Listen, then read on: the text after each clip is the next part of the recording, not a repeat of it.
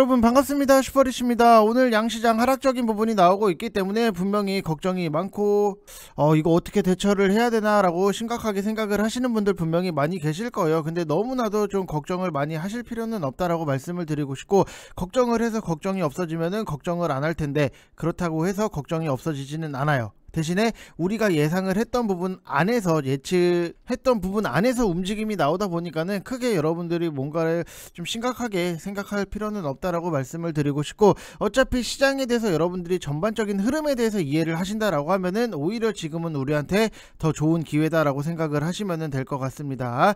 자, 그래서 오늘 시장 봐야 되는 포인트를 여러분들한테 딱딱 집어 드릴 거고, 그렇기 때문에 여러분들이 구독이랑 좋아요 눌러주시고 영상은 다 끝까지 확인을 해주시면 되실 것 같습니다. 자, 그리고 수소에 대해서도 분석을 해드릴 건데, 좋은 내용적인 부분이 있어요. 기사적인 부분이 나오기는 했는데 분명히 성장성은 있고, 오히려 전기차보다도 수소차가 더 친환경적인 것도 사실이기는 하지만 문제점도 같이 있기 때문에 그 문제점이 뭔지에 대해서 여러분들한테 같이 설명을 해드릴 테니까 영상 끝까지 다 확인해 주시기 바랍니다.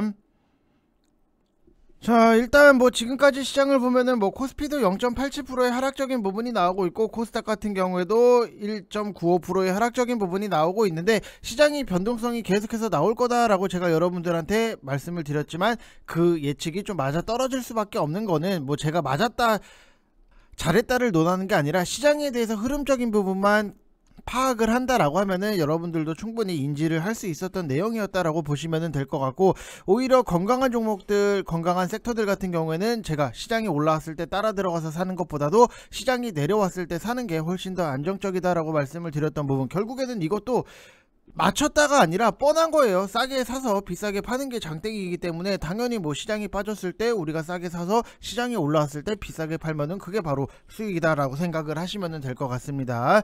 자, 일단은 육계 쪽에서 강한 반등이 나오면서 식음료 쪽 전체적으로 반등 모드인데, 딱 봤을 때 조용히 잡기에 좋은 차트가 나와 있는 그런 종목은 있기 때문에 그거는 VIP방 종목이라서 좀 생략을 해드리는 부분이 있고, 어차피 다 반등은 돌아가면서 나오기는 할 거예요. 오늘은 육계 쪽이 강세고 내일은 수산, 모레는 곡물, 이런 식으로 순환매가 나오지 않겠나라고 예상을 하는 부분이 있고, 식량난 반등은 너무 급하게 보실 필요도 없고, 오늘 육계 쪽이 반등이 나오기는 합니다만 윗꼬리가 달리는 분위기다. 그러면 일단 주가가 내리면은 며칠 지루한 투자자들이 다 빠져나갈 시간을 충분히 줘야 돼요. 그게 바로 기간 조정을 좀 어느 정도는 거쳐줘야 되는데, 다시 반등이 나올 때 그럼 매물이 덜 할 수밖에 없는 거고, 내리자마자 급하게 반등이 나오면은 미처 손절을 안 친 급한 자금들이 또 매도 물량이 쏟아지다 보니까는 올라가는 거에 있어서 탄력적인 부분이 굉장히 좀 떨어질 수 있다. 그래서 윗꼬리가 달릴 수 있다라고 생각을 하시면 될 것 같고, 오늘은 육계 쪽 반등은 조금 급한 느낌이 없지 않아 있다라고 보시면 될 것 같아요. 그게 무슨 말이냐면은, 제가 주말에도 여러분들한테 좀 설명을 드렸던 게, 이런 식으로 박스권, 단기 박스권 흐름을 만들고 여기서 급등이 나오는 게 굉장히 깔끔한 포인트 중에 하나다라고 말씀을 드렸고, 우리는 코오롱 플라스틱 이런 것들로 수익적인 부분을 만들었을 때도 분명히 그 안에 종목들마다 주포가 있다라고 말씀을 드렸던 부분이 있는데, 그러면은 요런 패턴적인 부분, 우리가 한 번에 좀 박스권 흐름을 만들고 기간 조정을 거치고 가격 조정을 거치고 그 다음에 갑자기 튀어 오른 것들에 대해서 여러분들이 좀 노려보셔야 된다라고 설명을 드렸던 부분이 있는데,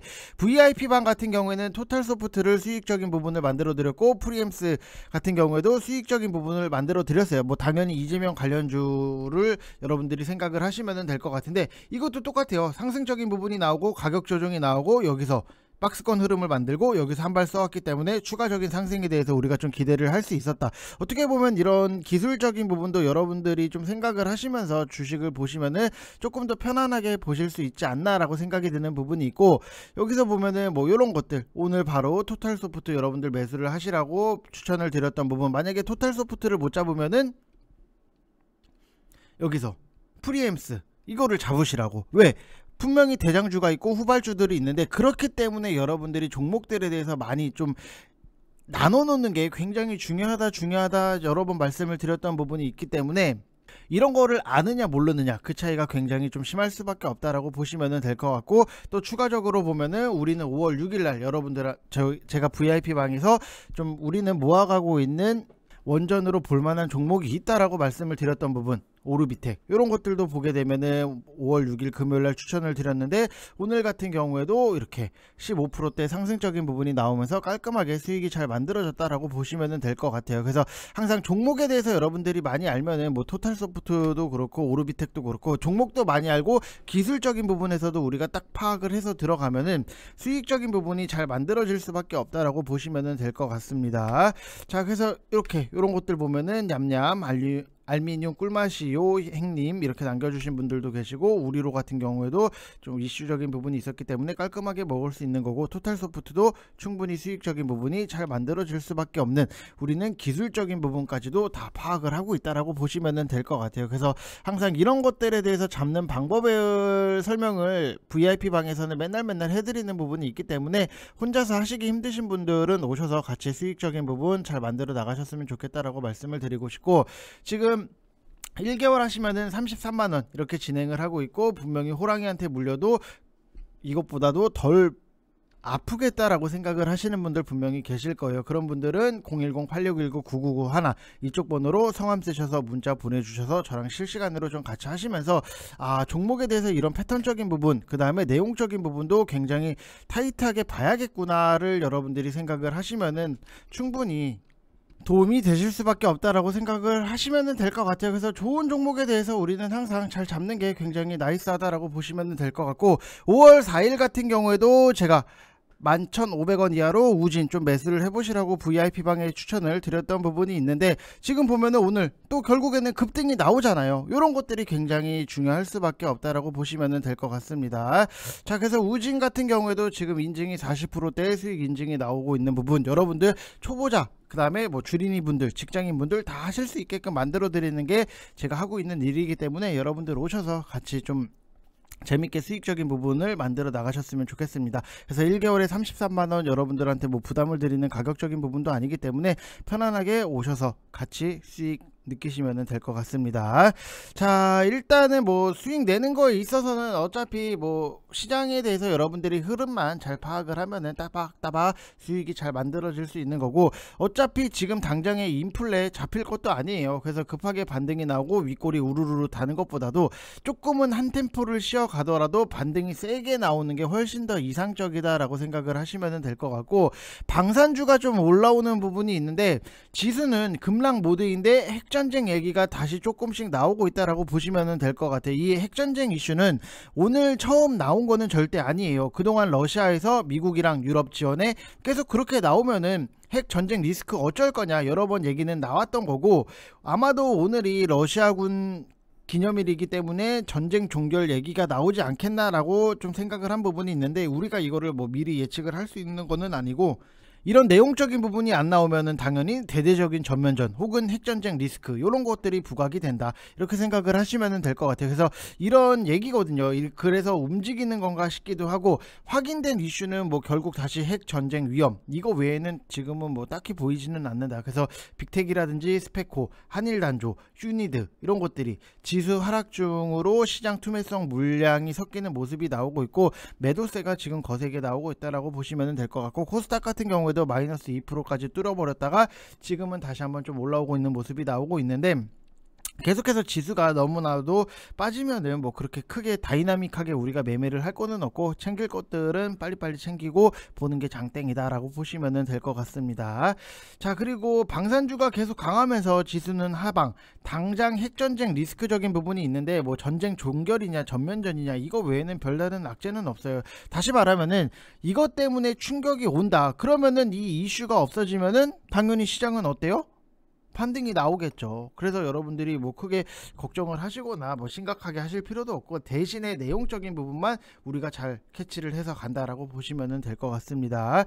그래서 5G 쪽도 이제 뭐 시들시들한 모양이 나오고 있고, 식량난 쪽도 오늘은 조금 시들시들한 모양이 나오고 있고, 일부 개별주들 오르락 내리락 몇몇 종목 외에는 시장 자체가 조금 관망세가 강하다 이런 느낌이 드는 부분이 있고, SBI 인베스트먼트 같은 경우에는 뭐 엔저 관련주로 엮으면은 좀 엮을 수 있는 부분이 있기 때문에 지금 엔저의 원인은 미국이랑 따로 노는 일본의 금융 정책 영향 때문이다. 일본은 아직 금리를 안 올립니다. 그래서 자꾸 엔화 가치가 떨어지는 상황이고 제한적으로 몇몇 종목 수급이 들어온다. 이거 외에는 딱히 우리가 뭔가 먹고 나올 거였으면은 진작 먹고 나오는 게 맞는 시장이다라고 생각을 하시면 될 것 같아요. 그래서 시장을 지금은 좀 차분히 보실 필요가 있다라고 말씀을 드리고 싶고, 미국의 10년물 국채금리가 3.1%를 돌파를 하는 부분, 5년 고점에 좀 근접을 해 있는 부분이 있고, 이날 뭐 발언적인 부분을 보면은 연준도 인플레이션 대응을 위해서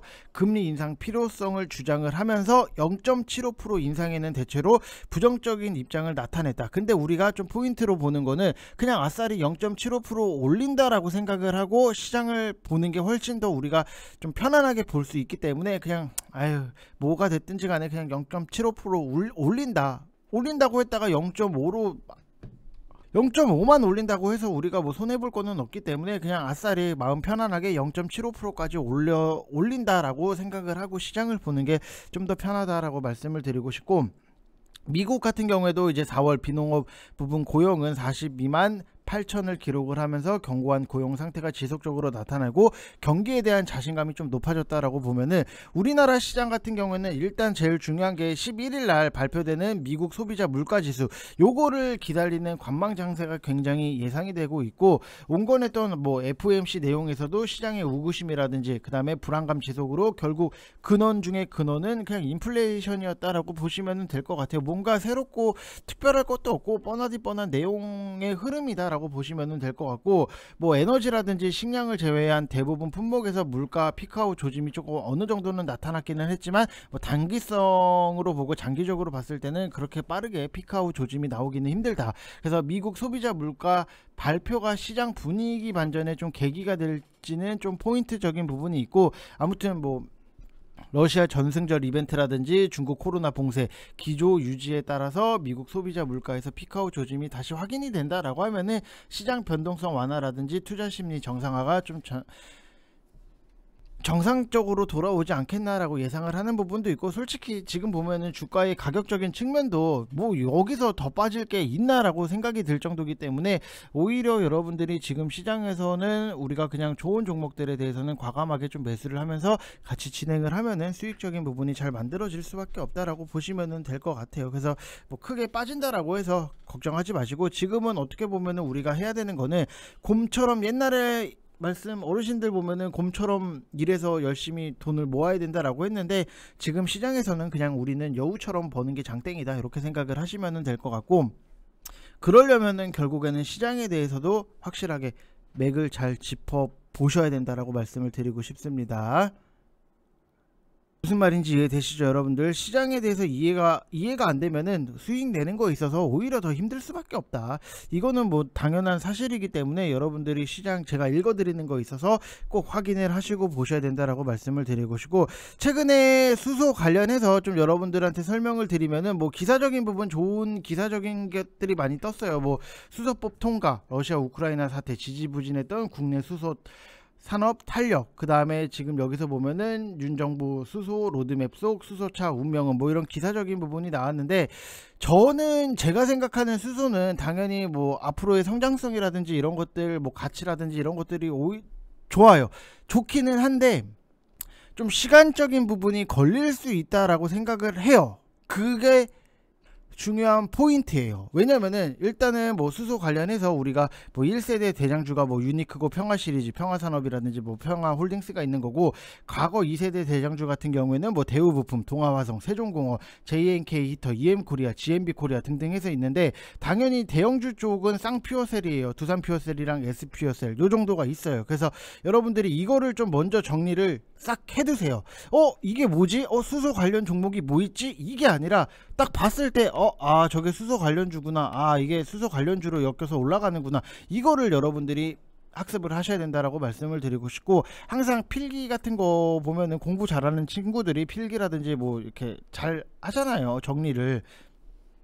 보통 학교 다닐 때도 막 서기 이런 거 보면은 공부 못하는 친구가 서기를 하진 않았어요. 공부 잘하는 친구가 서기를 했던 부분이 있는데, 여러분들도 당연히 주식을 잘하려면은 이런 것들 잘 분리를 시켜 놔야 된다라고 보시면 될 것 같고, 아마 글로벌 자동차 시장 같은 경우에도 일단은 전기차가 압도적으로 우위에 설 거예요. 그리고 전기차가 자리 잡아 나가는 과정에서 수소차 상용화가 본격적으로 이루어지지 않겠나라고 생각이 드는 부분도 있고, 순서로 보면은 당연히 전기차가 먼저 글로벌 상용화, 그 다음이 수소차, 요런 순서로 저는 생각을 해요. 왜냐면은 가장 큰 문제 중에 하나가 충전소 인프라가 너무나도 부족해요. 지금 전기차 같은 경우에도 아파트 지하에 충전소가 있지 않은 경우도 분명히 있고, 여전히 타기가 불편한 것도 있고, 뭐 최근에 뉴스를 보면은 막 전기도둑이라고 해서 아파트에 막 이게 지하주차장에 보면은 뭐 콘센트에 꽂고 충전을 하는 분들도 많이 계시더라고요. 근데 그게 공용 전기에서 뭐 비용이 나간다라고 해서 뭐 전기 도둑이다 뭐 이런 얘기적인 부분이 있었는데,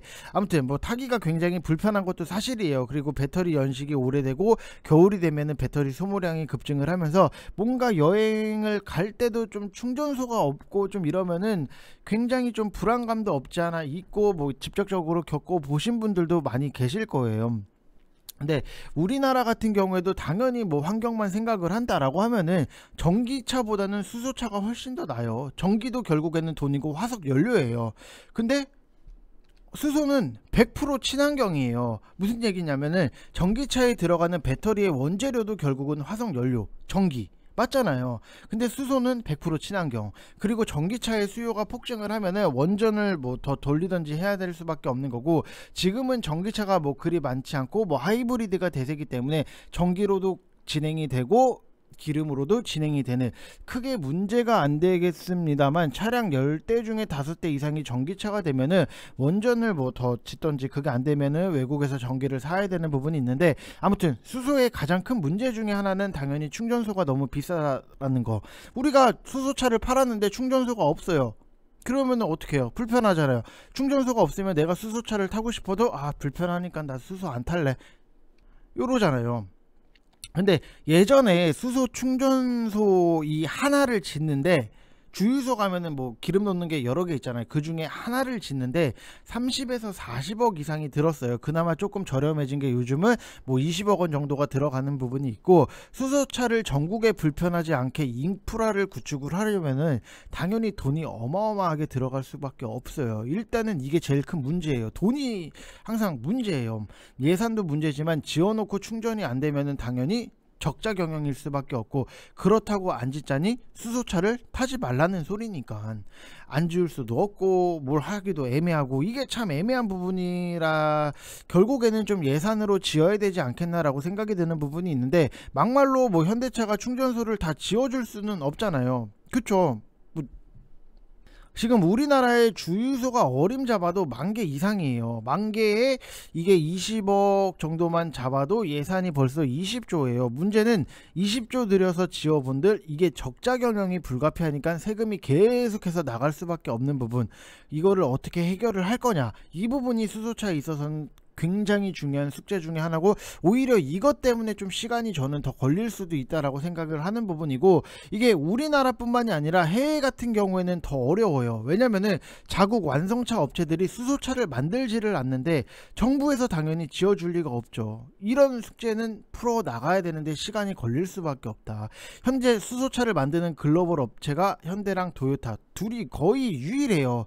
오히려 시장 점유율을 보면은 현대차가 깡패적으로 높은 것도, 다른 완성차 기업들 같은 경우에는 뭐 수소에 대해서는 아직까지 직접적으로 뭐 크게 관심이 없고 그냥 뭐 하는 둥 마는 둥 간만 보고 있는 상황이다라고 보시면 될 것 같아요. 그래서 현실적으로 봤을 때는 굉장히 시간적인 부분이 걸리기 때문에, 나는 장기적인 관점에서 투자를 하고 싶다라고 하면은 당연히 쌍퓨어셀, 두산 퓨어셀이랑 S퓨어셀을 좀 보시라고 말씀을 드리고 싶고, 지금 당장에 우리가 뭐 수소를 가지고 중장기성으로 본다라기보다도 저는 좀 이렇게 말씀을 드리고 싶어요. 좀 전략적으로 움직일 필요가 있다. 그러면은 수소 관련해서 어떤 한 종목이 상승적인 부분이 나왔다, 만약에 뭐 보면은 여기서 제가 정리를 해드린 게 있잖아요. 만약에 뭐 유니크가 상승적으로 나왔다, 한 발 쏜다, 대장 노릇을 한다, 그러면 나는 후발주자들을 노려서 수익적인 부분을 만들어 나가는 게 훨씬 더 어떻게 보면은 유용하게 우리가 투자를 하는 게 아닌가,